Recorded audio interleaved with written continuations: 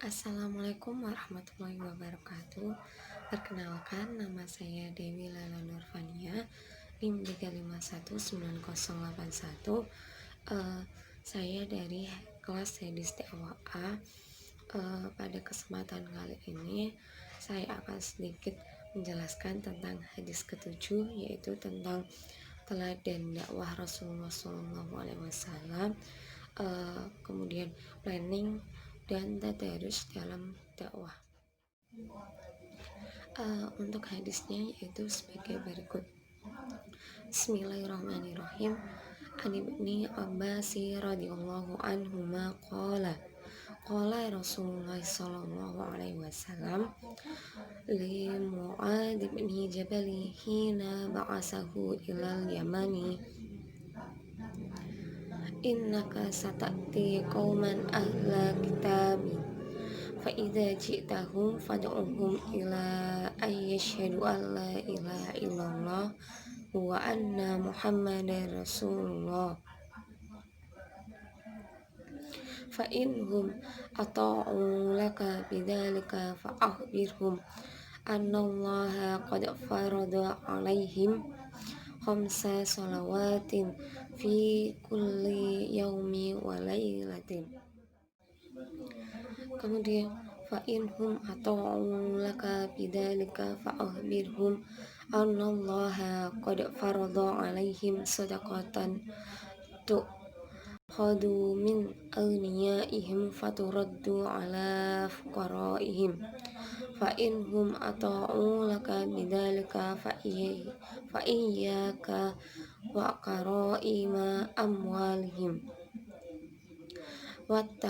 wattaqi da'watal mazlumi fa innahu laisa bainahu wa bainallahi hijabun. Rawahul Bukhari.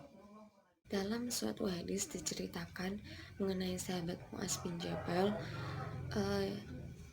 Beliau itu adalah salah satu dari sahabat Nabi Muhammad SAW yang beliau itu ahli dalam bidang Al-Quran. Meskipun usianya masih muda, sahabat Mu'adz bin Jabal itu mempunyai wawasan tentang keislaman yang luas. Buktinya, Nabi Muhammad pernah mengutusnya berdakwah ke negeri Yaman setelah perang Tabuk. Terdapat sebuah kisah yang menarik antara sahabat Mu'adz bin Jabal dan Rasulullah SAW. Ketika Mu'adz bin Jabal hendak ke Yaman, Rasulullah mengiringinya. Namun ketika itu Rasulullah mengantar dan memberi wasiat. Pada saat itu Mu'adz berada di atas tunggangannya sementara Rasulullah berjalan mengiringinya. Saat hendak berpisah, Rasulullah bersabda yang artinya, "Hai Mu'adz, bisa jadi kau tak akan berjumpa lagi denganku selepas tahun ini. Engkau lewat di masjidku dan di sini kuburanku." Mu'adz pun menangis mendengar ucapan dari Rasulullah. Ia takut berpisah dengan Nabi. Kemudian Nabi berbalik ke arah Madinah. Beliau bersabda yang artinya, "Sesungguhnya orang-orang yang paling utama di sisiku adalah orang-orang yang bertakwa, siapapun dan dimanapun mereka." Hadis riwayat dari Imam Ahmad. Dan apa yang disampaikan oleh Nabi Shallallahu Alaihi Wasallam kepada Mu'adz itu benar-benar terjadi. Mu'adz bin Jabal masih berada di Yaman pada saat Nabi Muhammad wafat, yaitu pada tahun 11 Hijriah. Dan dengan penuh kesedihan beliau kembali ke Madinah dan menuju pusara Rasulullah sambil meneteskan air mata. Ini setidaknya ada 3 pelajaran dakwah yang penting yang perlu menjadi pegangan untuk para pendakwah, yaitu yang pertama menyiapkan planning dalam berdakwah, planning atau rencana. Kemudian yang kedua yaitu prinsip tadaruj atau bertahap dalam berdakwah. Dan tiga, tidak melakukan kezaliman dalam berdakwah. Yang pertama yaitu planning dalam berdakwah. Aktivitas dakwah sudah cukup lama dilakukan, paling tidak sejak Rasulullah diangkat menjadi seorang rasul dan dilanjutkan oleh sahabatnya, kemudian dilanjutkan lagi oleh para tabiin hingga para ulama, kemudian umatnya, dan sampai sekarang ini. Perkembangan masyarakat yang begitu pesat dengan beragam permasalahannya dan juga karakter sasaran dakwah yang beragam, menurut kemampuan para pendakwah untuk jeli dalam memilih materi dan juga metode apa yang harus dipilih. Aktivitas dakwah sekarang ini menuntut sebuah profesionalitas dan juga skill khusus jika ingin dakwahnya efektif dan berkesan. Sebelum melakukan planning atau rencana dakwah itu sendiri, ada beberapa aspek yang kita perlu perhatikan, yaitu yang pertama mengenai hasil atau output dakwah yang ingin dicapai, kemudian dai atau para juru dakwah yang akan menjalankan dakwah tersebut, kemudian yaitu skala prioritasnya, metode, materi atau kurikulum dalam berdakwah. Prinsip tadarus dalam dakwah. Tadarus itu sendiri adalah sebuah kata yang berasal dari bahasa Arab yang artinya berangsur-angsur, bertahap, dan sedikit demi sedikit. Istilah al-tadarus itu sendiri suatu konsep dakwah secara berangsur-angsur atau bertahap. Tadarus merupakan salah satu konsep dan manhaj dari Rasulullah SAW.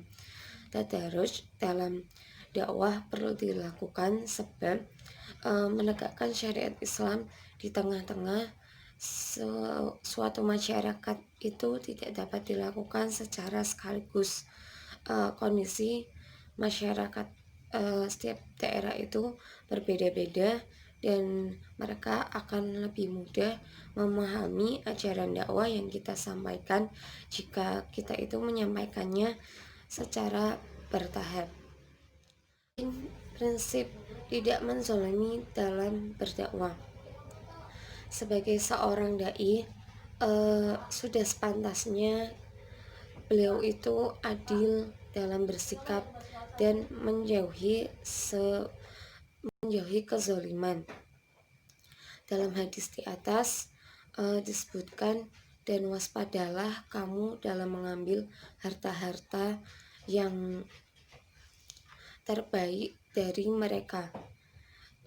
Dari hadis tersebut menekankan bahwa ketika mau mengambil harta-harta yang menjadi kewajiban orang kaya, semisal zakat, harus dilakukan dengan cara yang baik, tidak boleh sampai menzalimi, sehingga harta yang diambil harus sesuai dengan kadar yang telah ditetapkan dalam agama Islam. Oleh karena itu, seorang dai harus adil dalam masalah ini dan meninggalkan sikap zalim. Selain itu, disebutkan pula dalam hadis tersebut, dan takutlah engkau dari doa yang terzalimi, karena doa itu tidak ada sekat atau hijab antara dia dengan Allah Subhanahu wa Ta'ala. Pelajaran penting dari bagian hadis ini adalah Jangan sampai seorang dai itu menganggap bahwa orang-orang yang berdakwah itu sudah lepas dari kesalahan-kesalahan sehingga dia dapat melakukan apa saja yang mereka inginkan. Mereka itu harus berhati-hati, jangan sampai melakukan kezoliman.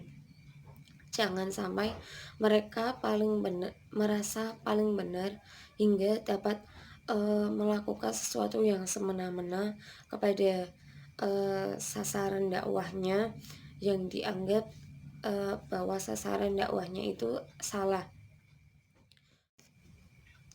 Dalam hadis tersebut menegaskan bahwa antara orang-orang yang terzolimi atau tersakiti dengan Allah itu tidak mempunyai batasan. Doa-doa orang yang terzolimi atau tersakiti itu uh, di, dikabulkan oleh Allah atau doa-doa mereka itu mustajab. Mungkin itu sedikit penjelasan mengenai hadis ketujuh yang dapat saya sampaikan. Kurang lebihnya mohon maaf yang sebesar-besarnya. Akhirul kalam, wallahul muwaffiq ila aqwamit thoriq. Wassalamualaikum warahmatullahi wabarakatuh.